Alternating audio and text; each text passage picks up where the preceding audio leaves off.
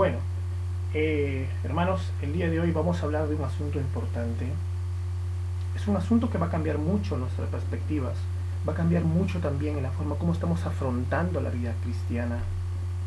Nosotros como creyentes anhelamos seguir a Jesús, pero realmente lo estamos haciendo como dicen las Escrituras.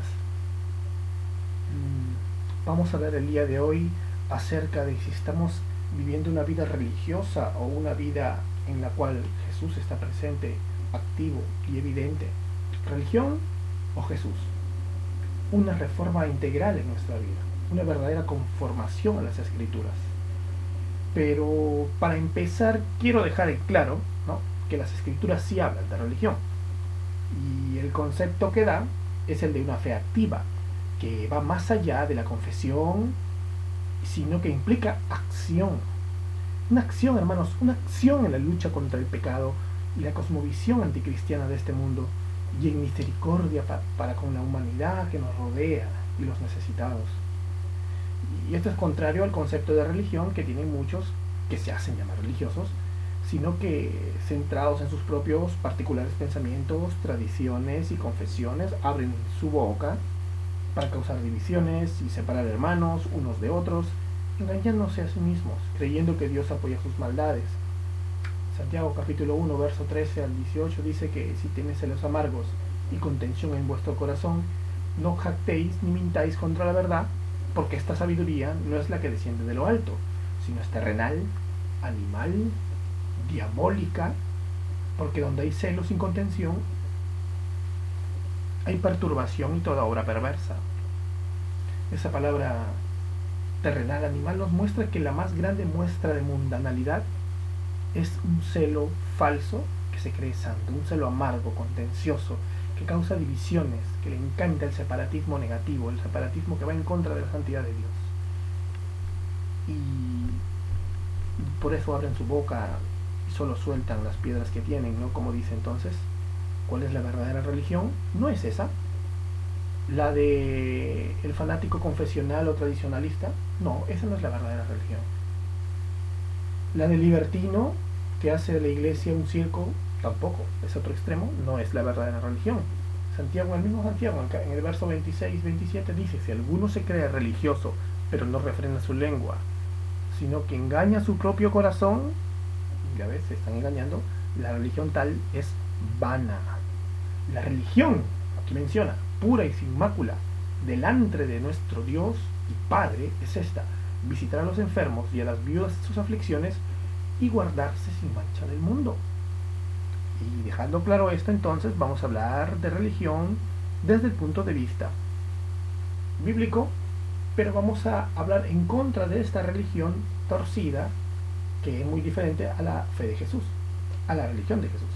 Vamos a hablar de la verdadera religión en cuanto a lo que respecta a conformarnos a la palabra y a esta, a una reforma integral, no solo de una reforma superficial, una reforma solo en doctrina soteriológica, de salvación o escatología, ¿no? Solamente me reformo en la doctrina final de los tiempos, no. O solamente me reformo eclesiológicamente, ¿no? No, sino una reforma general, integral, también en nuestra vida. Observando bien nuestro actual cristianismo, como parece nos estamos dejando llevar al nacer tal vez en una cultura religiosa donde la religión es solo un evento, un acto litúrgico o una emoción, y nos alejamos de lo que dicen las Escrituras, de qué es realmente la fe de Jesús. Gracias a Dios muchos están despertando en estos tiempos, no solo gente que ha estado en la iglesia tradicional, sino evangélicos de diversas tradiciones, ¿no?, a la gran verdad de volver a las Escrituras, no a ese jueguito de que dicen volvamos a las Escrituras, pero en realidad vuelven solo a las tradiciones. No, estoy hablando de gente sincera que está volviendo a la Biblia, a una reforma integral en todas las áreas de la vida, doctrina y eclesiología de la iglesia, en todo. Hemos estado en ese grupo que tenía unas gafas gigantes, y hay quienes se han acostumbrado ya a estas gafas y dirán, pero mi tradición dice así, o el pastor reformado tal dice así, no, en la iglesia del pastor tal dicen así, pero la confesión tal dice así, pero el principio regulador tal dice así, y los más inmaduros, pero el blog del hermano tal recomienda esto. Y con todo respeto, Dios usa en esos contextos muchos hermanos, sí, pero ya hay toneladas de lo mismo. Y no queremos parecernos a esos hermanos, sino a Cristo. Y como iglesia en nuestro contexto, a la iglesia que vemos en el libro de los Hechos. Hermanos, las escrituras, ah, Dios nos muestra que siempre que una reforma es una conformación a las escrituras mismas. Es eso, en lo que es religioso, en lo que es moral, social, político, integral, en todas las áreas de la vida. Y Dios ha trabajado con eso a lo largo de la historia de la iglesia siempre. Cuando los dogmas y tradiciones se han levantado, Dios ha levantado hombres y mujeres, movimientos que no dejaron que nos convirtamos en solo un cubo de visiones particulares. No queremos una reforma tradicionalista que se conforme a las tradiciones y no a las escrituras. Tenemos que someter la palabra, no, tenemos que someter las tradiciones. Y una reforma como la manda las escrituras, en la Biblia vemos un ejemplo de una reforma bíblica. Vamos a leerlo así en resumen porque es bastante amplio, pero es importante que lo leamos para ver qué es una reforma bíblica, cómo es que nos conformamos a la palabra. Vamos a Segunda de Reyes, vamos a leer una parte del capítulo 22 y una parte del capítulo 23. Permítame leerlo, ahí lo tienen en sus copias. Acá lo tengo, permítanme leerlo para ir avanzando, poder continuar rápido. El contexto es que el rey Josías había mandado a reparar el templo y sucede esto. Encuentran el libro de la ley, perdido durante mucho tiempo. Y dice que el sacerdote Elías dice, me ha dado un libro, y lo leyó Safán delante del rey. Y cuando el rey hubo oído las palabras del libro de la ley, rasgó sus vestidos. Luego el rey dio orden al sacerdote Hilcías, a Ahicam, hijo de Safán, a Acbor, hijo de Micaías, al escriba Safán, y a Asaías, siervo del rey, diciendo, id y preguntar a Jehová por mí, y por el pueblo y por todo Judá, acerca de las palabras de este libro, que se ha callado, porque grande es la ira de Jehová, que se ha encendido contra nosotros, por cuanto nuestros padres no escucharon las palabras de este libro, para ser conforme a todos los que nos fue escrito. Mira lo que dice más adelante. Y poniéndose el rey de pie junto a la columna, hizo pacto delante de Jehová, de que irían en pos de Jehová y guardarían sus mandamientos, sus testimonios y sus estatutos con todo el corazón y con todo el alma, y que cumplirían las palabras del pacto que están escritas en aquel libro, y todo el pueblo confirmó el pacto. Entonces mandó el rey al sumo sacerdote Hilcías, a los sacerdotes de segundo orden y a los guardianes de la puerta, que sacasen del templo de Jehová todos los utensilios que habían sido hechos para Baal, para Acera, para el ejército de los cielos, y los quemó fuera de Jerusalén en el campo de Cedrón, e hizo llevar las cenizas de ellos a Betel. Y quitó a los sacerdotes idólatras que habían puesto los reyes de Judá para que quemasen incienso en lugares altos, en las ciudades de Judá, en los alrededores de Jerusalén, y asimismo a los que quemaban incienso a Baal, al sol, a la luna y a los signos del zodiaco y a todo el ejército de los cielos. Así también sacar la imagen de Acera fuera de la casa de Jehová. ¿Te das cuenta de lo que estaba haciendo? ¿Te das cuenta, hermano? Esa es una reforma. Acción. Arrepentimiento. Se rasgó las vestiduras. Hizo un pacto con Dios de conformarse a las escrituras. ¿Qué más? Vamos avanzando. Dice que derrimbó 2 altares de las puertas que estaban en la entrada de Josué, gobernador de la ciudad, que estaban a la mano izquierda de la puerta de la ciudad. Mira más adelante que dice que estaban delante de Jerusalén a la mano derecha del monte de la destrucción, los cuales Salomón, rey de Israel, había edificado a Astoret, ídolo abominable de los sidonios, a Quemos, ídolo abominable de Moab, y a Milcom, ídolo abominable de los hijos de Amón, y quebró las estatuas y derribó las imágenes de Acera, y llenó el lugar de ellos de huesos de hombres. Igualmente el altar que estaba en Betel, y el lugar alto que había hecho Jeroboam, hijo de Nabat, al que hizo pecar a Israel. Aquel altar y el lugar alto destruyó y lo quemó y lo hizo polvo, y puso fuego a la imagen de Acera. Mató además sobre los altares a todos los sacerdotes de los lugares altos que allí estaban, y quemó sobre ellos huesos de hombres y volvió a Jerusalén. ¡Wow! Tuvo que arreglar el desastre que dejó incluso su antepasado Salomón. ¿Te das cuenta? Eso es una reforma bíblica, una conformación tanto personal, porque él se arrepiente, tanto como iglesia, una conformación a la Biblia, de la religión, del pueblo, de las escrituras, transformación política, social, religiosa. No solamente una transformación superficial. Eso necesitamos ahora nosotros. No solo decir que somos una iglesia reformada y que creemos en doctrinas reformadas, sino vivir la reforma, la conformación a Cristo conforme a las escrituras todos los días, servir a Dios como Él manda, como servían sus discípulos en la escritura. Mucha gente se ha sentado en una iglesia y aún no saben cómo servir al Señor. Unos se llenan de actividades y otros se llenan de tradiciones, pero igual se quedan sentados. Tú dirás, pero los que se llenan de actividades están moviendo, pero no están haciendo las cosas conforme a la Biblia. Es como nada. No saben cómo vivir un cristianismo sano y realmente activo, como el del libro de los Hechos. No saben salir a las calles o, cuando Dios lo permite, por su cuenta, orar por enfermos, visitar a los pobres y ayudarlos, anhelar milagros o aún orar por endemoniados.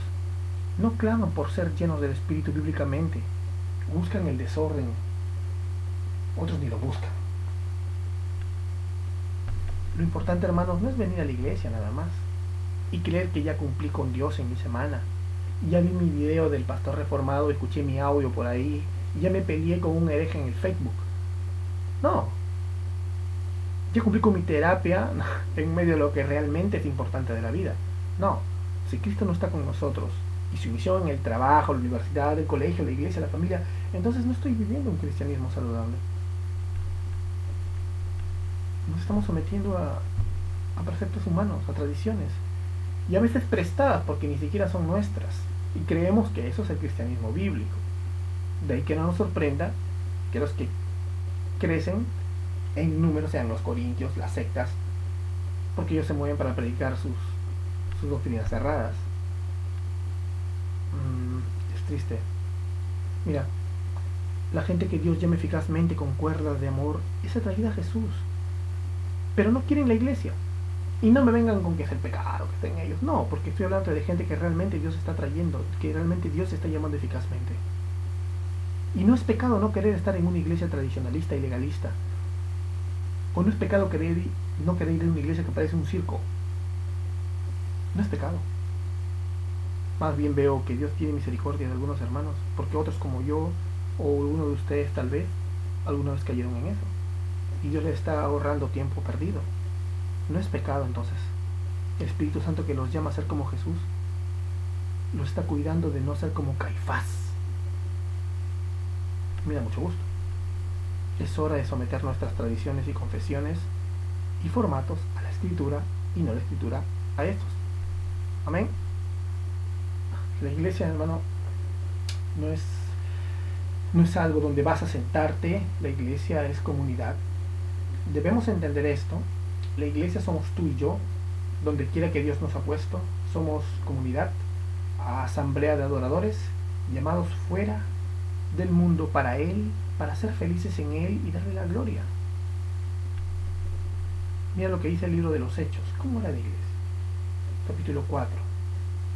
Libro de los Hechos, capítulo 4, versos 27 al 31. Esta iglesia perseguida por el gobierno local, por los judíos, y por el gobierno global, por Roma. Una iglesia con mucho miedo, una iglesia detenida, una iglesia encerrada, clamando. ¿Por qué? ¿Por salir corriendo? No, mira lo que dice: porque verdaderamente se unieron en esta ciudad contra tu santo Hijo Jesús, a quien ungiste, Herodes y Poncio Pilato, con los gentiles y el pueblo de Israel, para hacer cuanto tu mano y tu consejo habían antes determinado que sucediera. Y ahora, Señor, mira sus amenazas y concede a tus siervos que con todo denuedo hablen tu palabra, mientras extiendes tu mano para que se hagan sanidades y señales y prodigios mediante el nombre de tu santo Hijo Jesús. Cuando hubieron orado, el lugar en el que estaban congregados tembló y todos fueron llenos del Espíritu Santo y hablaban con denuedo la palabra de Dios. ¡Wow! ¿Por qué no pasa eso en nuestras iglesias? ¿Por qué por un lado hay gente que ni siquiera pide que Dios se muestre con poder? Porque ya no es el tiempo, dicen. Y por eso parecen unas momias. Pero por otro lado hay otros que en lugar de que tiemble el lugar se ponen a temblar ellos como endemoniados. Hermanos, las iglesias de sana doctrina en este país, ¿realmente estamos clamando por ser llenos del Espíritu? ¿Por qué, por qué nos sentimos intimidados de hacerlo? ¿Realmente anhelamos ser el movimiento que Jesús quiere que seamos? Tenemos que considerar qué estamos haciendo. El Salmo 119, versos 59 al 60, mira lo que dice. Dice: consideré mis caminos y volví mis pies a tus testimonios. Me apresuré y no me retardé en guardar tus mandamientos. Hermanos, la condición de la iglesia visible, tal como la vemos nosotros, es tal que necesita una obra de reforma bíblica integral. Cuando entendamos de lo que significa esta reforma, llegaremos a la conclusión que cada creyente es responsable de volver a las Escrituras. Cuando entendamos qué significa una reforma bíblica integral, llegaremos a la conclusión de que cada cristiano debe estar involucrado en la tarea de conformarse a la palabra de Dios, su familia, su entorno y junto con todos sus hermanos en la fe, la iglesia. Hay que hacer lo que hizo el salmista. Consideremos nuestros caminos y volvamos a la palabra de Dios realmente. No a la palabra sometida a la tradición, no a la palabra sometida a la confesión o al principio regulador particular. No. No a lo que mi pastor dijo, tampoco. El salmista vio que en su vida no había conformación a la voluntad de Dios, a la voluntad revelada en la palabra. ¿Y qué hizo? Meditó y se apresuró en oración y en práctica a volver a los principios de la Biblia. La reforma no es solo para los que se etiquetan como reformados, sino para todos los creyentes. Todos estamos llamados a buscar de la palabra y conformarnos a esta. Y esta conformación, como pasó con el rey Josías, produce reforma. Como dice, mira, segunda epístola a Timoteo, capítulo 3, verso 16, toda la escritura es inspirada por Dios y útil para enseñar, para redarguir, para corregir, para instruir en justicia.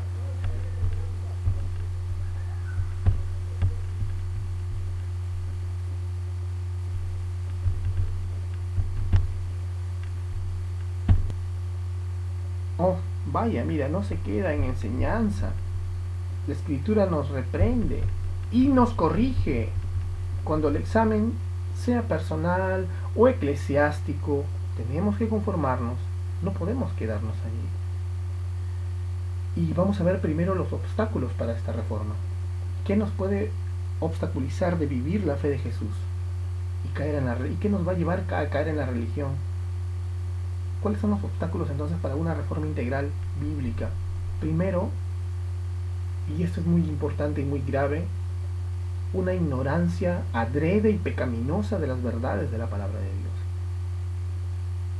En las Escrituras nos hablan de esto en Mateo capítulo 22, del 23 al 33, y nos presenta el relato de un grupo de líderes religiosos, ¿no?, conocidos como la secta de los saduceos. Se los voy a resumir porque ya creo que ahí lo tienen en el papel, el texto. Generalmente estos saduceos, mira, eran personas privilegiadas y muchos de ellos eran sacerdotes, consideraban una virtud debatir con sus maestros, y según Flavio Josefo, estos negaban la inmortalidad del alma, como la resurrección del cuerpo, y algunos incluso se acercaron a Jesús a tratar de probarlo, a tratar de refutar doctrinas que creían erradas. Estos hombres pensaron que con sus argumentos sutiles habían atrapado a Jesús. Pero él dice: yo soy Dios.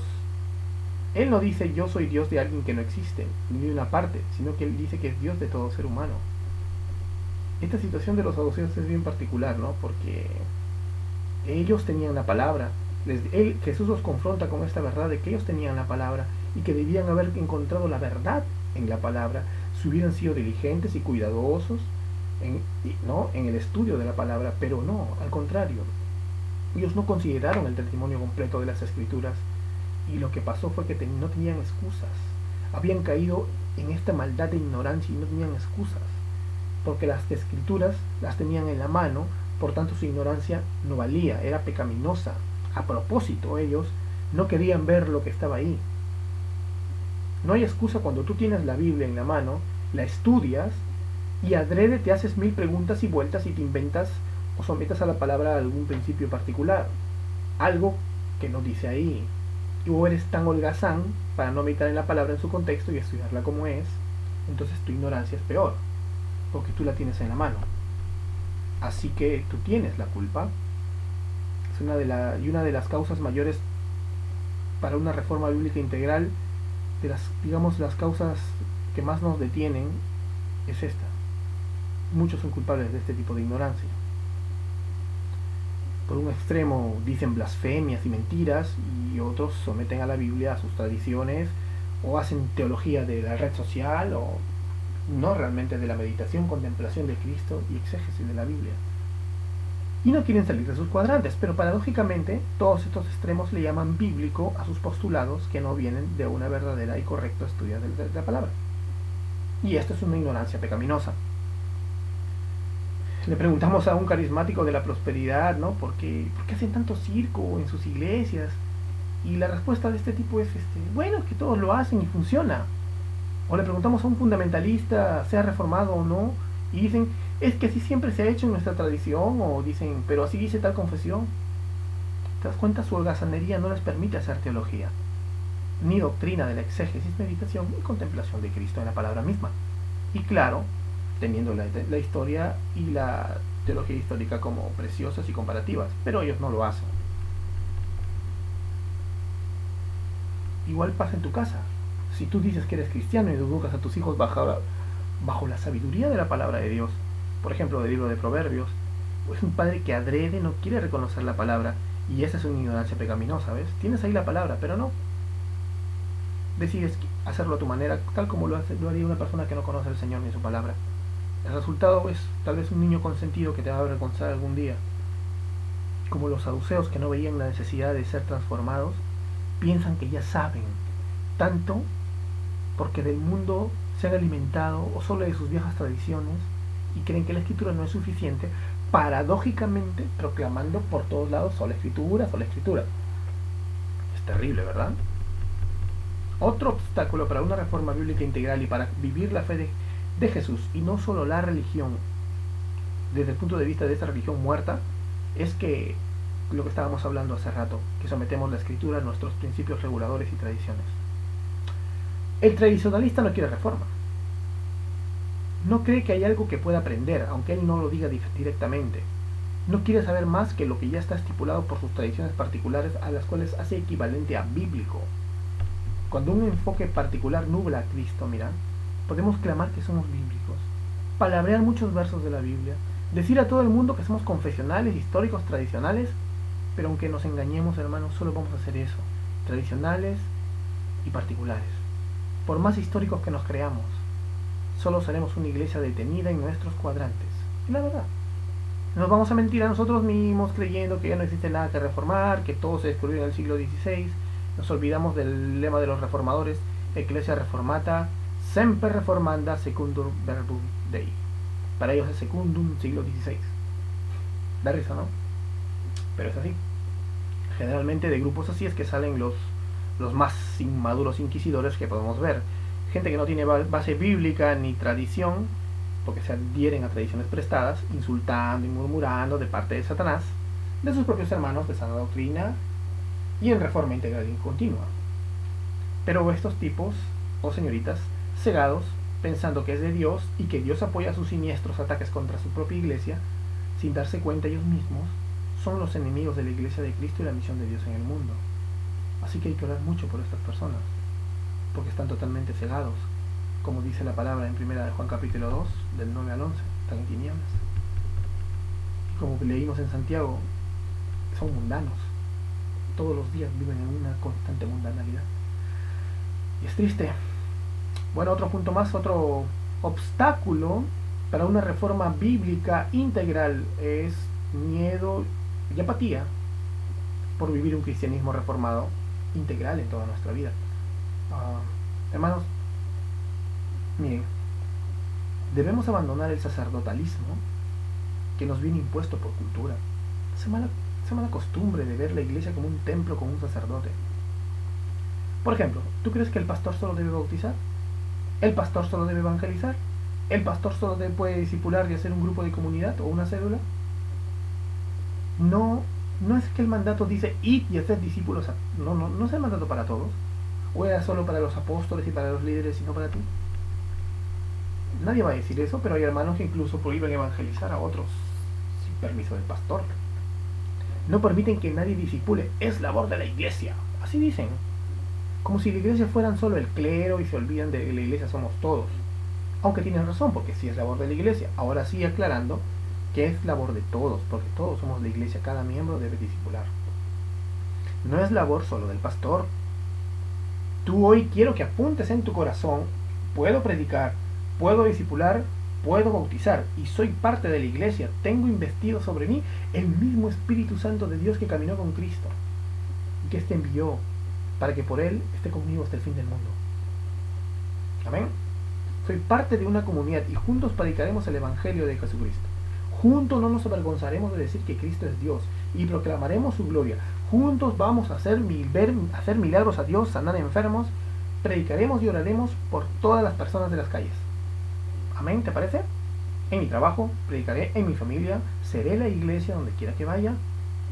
No voy a esperar una invitación del Papa para comenzar a vivir como Cristo lo hizo y como los cristianos de todas las épocas lo hacían. Amén. Y justo vamos a ver eso. Este punto se llama comencemos ahora, porque todo lo que te estoy predicando, hermano, quiero que lo tengas claro ahora mismo. Empecemos. Espero entonces que haya respuesta en tu corazón, sea el contexto que sea, que nos haya estado deteniendo, salvo pecados, desánimo, tradiciones, costumbres, ideas. Hermano, es hora de cambiar y dar el primer paso. No todo es tradiciones, sino que son hechos. No todo es solo teología en el cuaderno y en los libros, son hechos. La reforma sin hechos no sirve, hermano. No es una reforma bíblica integral, no es la fe de Jesús, es solo religión. Seamos hacedores y no solo oidores. Actuemos en la palabra y tu vida va a crecer espiritualmente y la vida de muchos a quien Dios va a poner frente a ti para usarte. Nosotros andamos por fe y no por vista, pero nuestra fe siempre se va a evidenciar y a crecer si no actuamos. Entonces no va a ser así. Si no actuamos es porque esa fe no está creciendo. No, pero yo me fui a predicar en un micro y a la canchita de fútbol de la esquina. Está bien, pero ahora tienes que hacer más, pues. Tienes que realmente vivir una vida como la que vivían los apóstoles, como la que vivían los cristianos de todos los tiempos, los verdaderos cristianos, los cristianos que realmente eran llenos del Espíritu. Nosotros andamos por fe y no por vista, claro, pero nuestra fe siempre va a evidenciar y a crecer. Si no optamos por fe, entonces, una vez te repito, no estás creciendo. Santiago, mira, ¿no? Exhorta a los antinomianos y les dice, muestra tu fe por tus obras. Y no quiere decir solo guardarnos del pecado, sino porque no seamos estáticos en hacer lo que se nos ha mandado hacer. El que no hace lo que sabe, y es pecado. Nosotros debemos comenzar ahora. Sí, comencemos así. Como John Knox, el gran reformado presbiteriano de Escocia, empezó orando a Dios que le diera Escocia o moriría. Él comenzó, se puso a trabajar, no dejó las cosas en el papel, ni en su vida espiritual, ni en su estudio de las escrituras, ni en su labor de evangelización e influencia social. Porque si tú sabes la historia, Knox no solamente hizo pequeñas iglesias donde la gente estaba encerrada, él transformó esta sociedad. Dios lo usó poderosamente. Él no dijo, dame Escocia o muero, y se fue a su habitación a dormir, o a meterse debajo de su cama, a decir, wow, qué gran doctrina tengo. Por el contrario, a quejarse de sus circunstancias. Él no se andaba quejando, él se movió, dio su vida por el Evangelio. Entendió que es dejarlo todo por Cristo. Entendió que es realmente hacer sacrificios. ¿Te das cuenta? Y esto comienza con tus pasiones y tus estreses, tal vez, que a veces se vuelven tus ídolos. Todo el día piensas en el estrés de tu trabajo, labores, estudios, o en tus pasiones, sentimientos. Esos son tus ídolos. Pues déjalo todo por Cristo y empieza por ahí. ¿En quién vas a enfocar tus afectos y tu mente todo el día de hoy? Piénsalo. Desde ahora vamos a obedecer a Dios más que nunca. ¿Qué hacía, mira, el cristiano de los primeros siglos? Del primer siglo, el cristiano de la Biblia, ¿qué hacía? Vamos a ver varios puntos de lo que hacían ellos, dentro de este punto de comenzar ahora. Para poder comenzar ahora a vivir así, vamos a ver, para obedecer a Dios realmente. Algunos dicen, sí, el cristiano del primer siglo no fumaba, no tomaba, no se hacía tatuajes y no se ponía y se ponían faldotas y corbatas.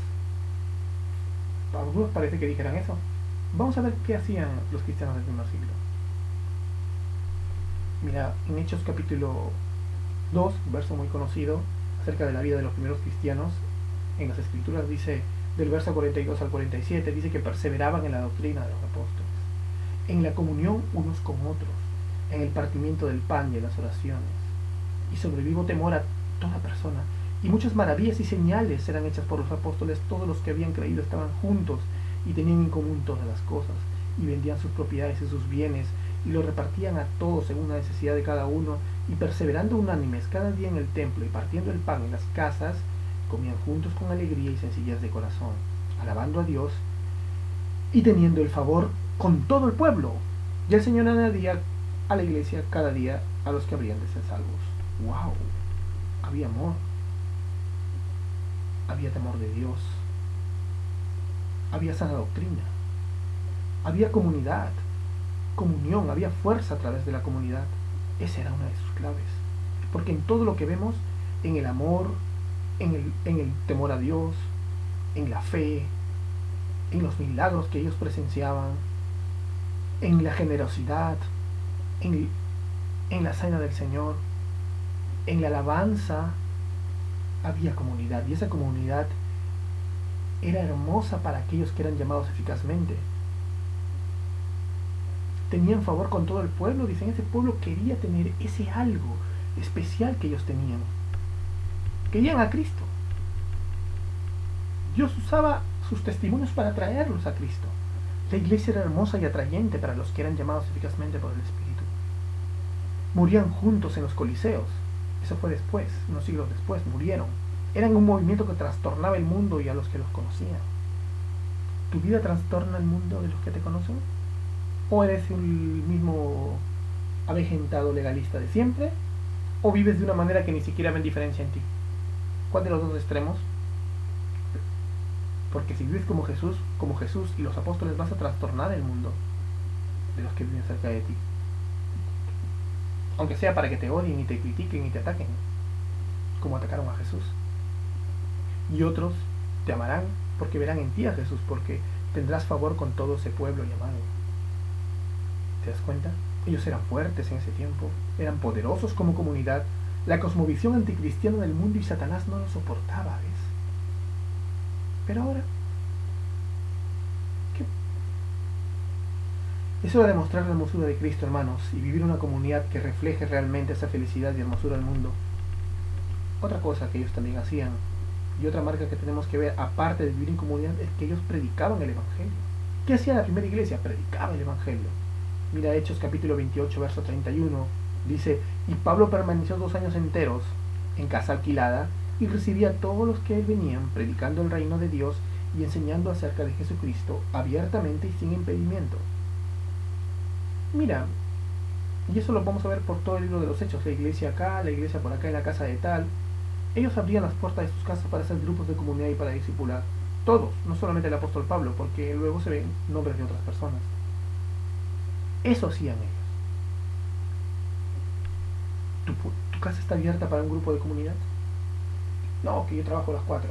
¿A las 5 no es? ¿A las 6? ¿A las 7? ¿A las 8? No importa. ¿Tu casa está abierta para un grupo de comunidad? No, no hay líder.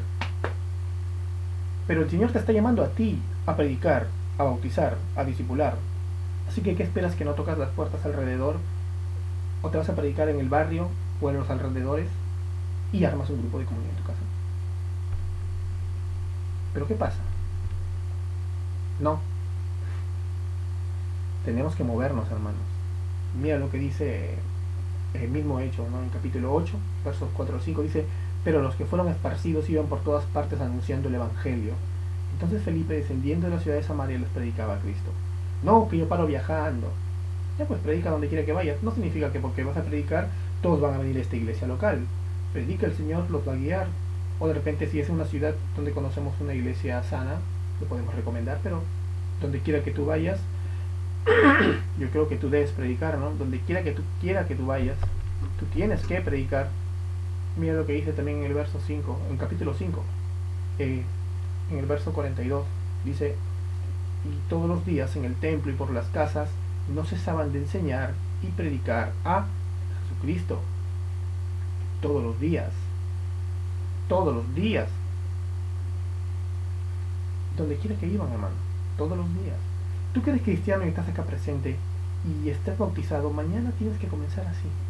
Mañana propon en tu corazón que el Señor te dé tiempo para un grupo de comunidad. ¿O tienes miedo de orar por eso? ¿No quieres que Dios te ponga a predicar en un grupo de comunidad? ¿No quieres? Entonces preocúpate si realmente eres salvo. ¿Por qué no quieres orar para que Dios te dé un tiempo de comunidad? Tú dirás, todas tus excusas que pongas: no tengo tiempo, mi mamá me dijo. El Señor puede quitar esas cosas para que tengas tiempo. Ahora la cosa es, ¿tú quieres realmente servirle como lo hacían los cristianos del primer siglo? ¿Tú quieres servirle realmente como Él manda en su palabra? Te lo dejo para que lo medites. Yo sé que Dios conoce tus circunstancias, pero acá hay muchos hermanos que sí podrían. Así que ora por eso. Otra cosa que hacían los cristianos es que bautizaban en agua. Ahora tenemos que entender esto bien claro. Mira lo que dice Hechos capítulo 8, versos 26 al 39. Vemos que Felipe bautizó al etíope, que había creído en Jesús, y no esperó para hacerlo más que un pequeño momento. Cristo nos manda a bautizar absolutamente a todos. En Marcos 16:15 dice: y estos mandatos son para toda la iglesia, no solamente para un grupo de papas. Y por todo el mundo y predicar el evangelio a toda criatura. El que creyere y fuere bautizado simultáneamente será salvo, mas el que no creyere será condenado. En Mateo 28, verso 19 dice: y Jesús se acercó y les habló diciendo: toda potestad me es dada en el cielo y en la tierra. Por tanto, id y hacer discípulos a todas las naciones, a todos los tipos de personas, bautizándolos en el nombre del Padre y del Hijo y del Espíritu Santo, enseñándoles que guarden todas las cosas que os he mandado. Y aquí yo estoy con vosotros todos los días hasta el fin del mundo. Amén.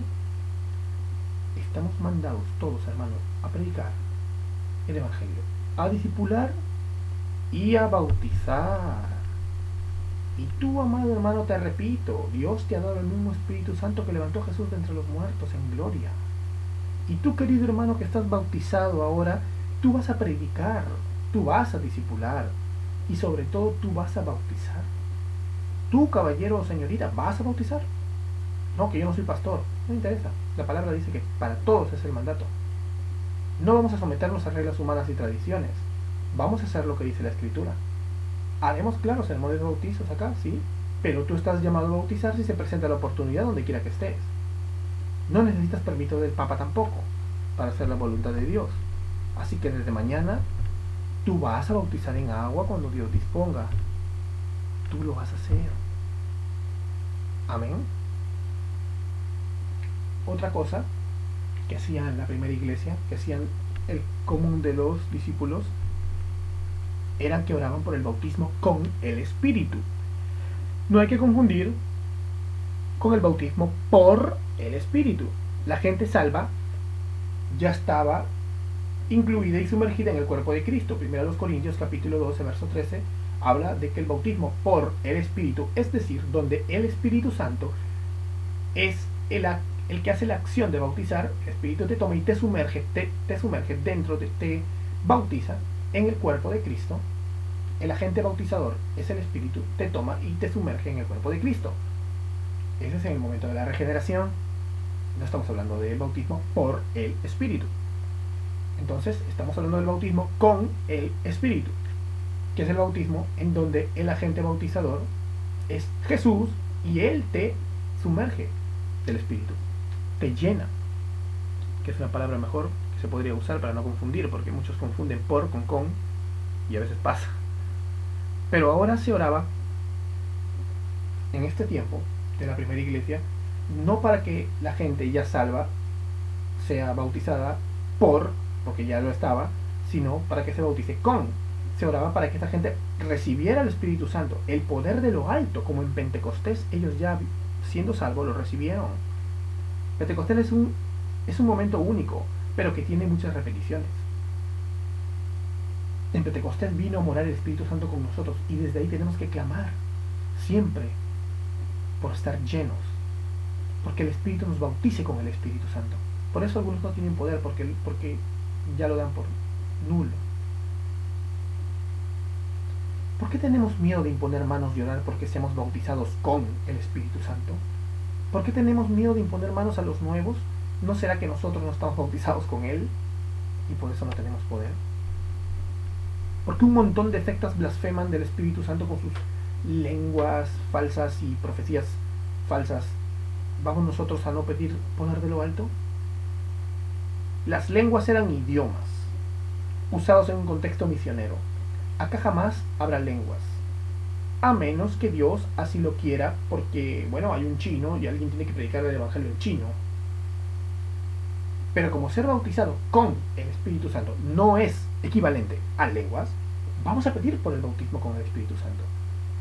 Hermano, ¿notas algo que no hemos recibido tal vez? ¿Por qué los cristianos del primer siglo tenían tal poder?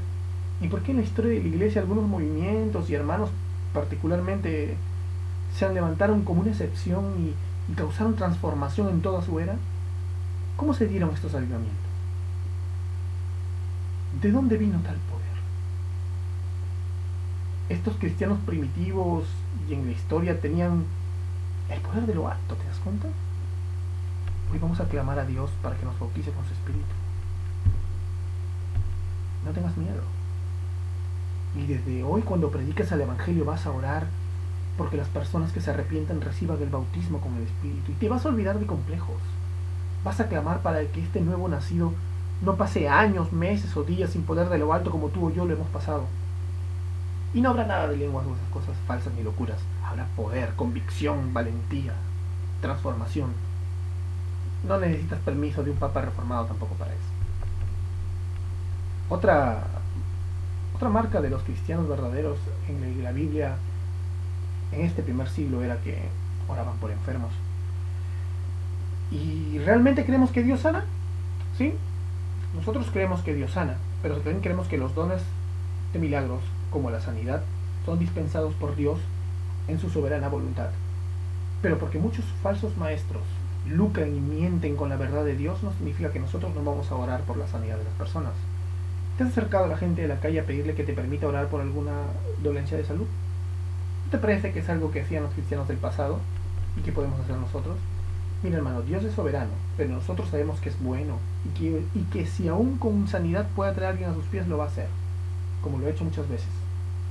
Muchos dirán, pero de los 10 leprosos, no, solamente uno se arrepintió y los demás no. Está bien, tienes razón, volvió uno, pues vamos a buscarlo, vamos a buscar al leproso.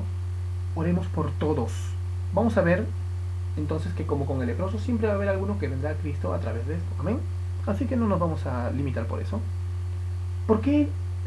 Si tú realmente lees reportes misioneros, si realmente te preocupas por conocer cómo está la iglesia a nivel mundial, te das cuenta que en este tiempo, en este momento, en países como la India, como en China, en Corea y en el continente africano y otros países muy difíciles para el contexto cristiano, hay sanidades reales y milagros. Y acá no. ¿Y por qué habiendo tanta cristiandad, entre comillas, por acá? Bueno, hay que pensarlo, ¿no? Acá hay dos extremos.